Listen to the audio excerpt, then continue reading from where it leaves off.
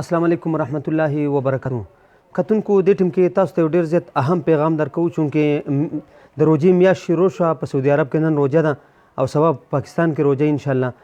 ټول کتونکو ته مې دا درخواست دی چې یتیم خانه دار عمر رضی الله تعالی عنه په دې ټیم کې د 482 ماشومانو کفالت کوي د یتیمانو کونډو او بېسهارو. نو تاسو ټول ته مې دا درخواست دی چې د تیر شوي کال په شانې به یتیم خانه دار عمر رضی الله تعالی عنه هغه ماشومان هغه کونډې چې کومې په کورونو کې دي او کوم دلته زموږ په یتیمخانه کې د هغې د روژه ماتې او د پېشمني بندوبست به کوي. نو په یو پیکج باندې 12000 روپۍ خرچه راځي. نو دې کال کې چونکې رش ډېر زیات دی، دا تعداد ډېر زیات سیوا دی، نو موږ ته لږه ګرانه ده.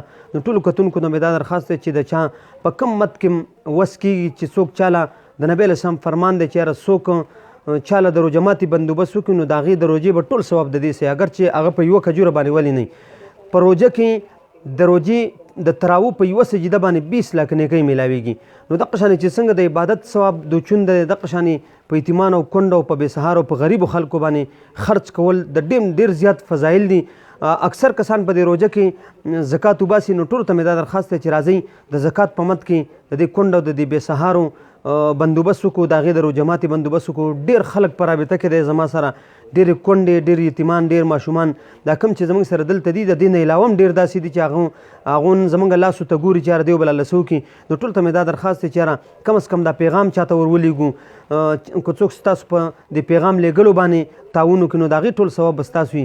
زما چې کوم خادمان کفیلان دي د یتیمخانه دار عمر رضی الله عنه، هغه د هغې نه علاوه په دې علاقه کې تاجران دي، دکانداران دي او دغه شان نور چې د زندګۍ د کم یو شعبې سره هغې وابسته دي. هغې ټول ته مې دا درخواست دی چې په خپل چمګاوڼ هم په کونډو یتیمانو نظر واچوم او د یتیمخانه دار عمر رضی الله عنه دا په سوونو ماشومان چې د هغې روژه ماتې او د هغې پېشمنۍ به دلته په یتیمخانه کې د هغې بندوبست هم وکړو. د یتیمخانه دار عمر رضی الله عنه زیر کفالت چې کومې کونډې او کوم بېسهاره دي چې د هغې بندوبست وکړو. د ټول نه مې دا درخواست دی چې څونه زر کېدلی شي تاسو زموږ سره تعاون وکړئ چې دې کونډو او یتیمانو ته موږ په ټیم باندې د روژه ماتې او د پېشمنۍ بندوبست وکړو. جزاکم الله خیر.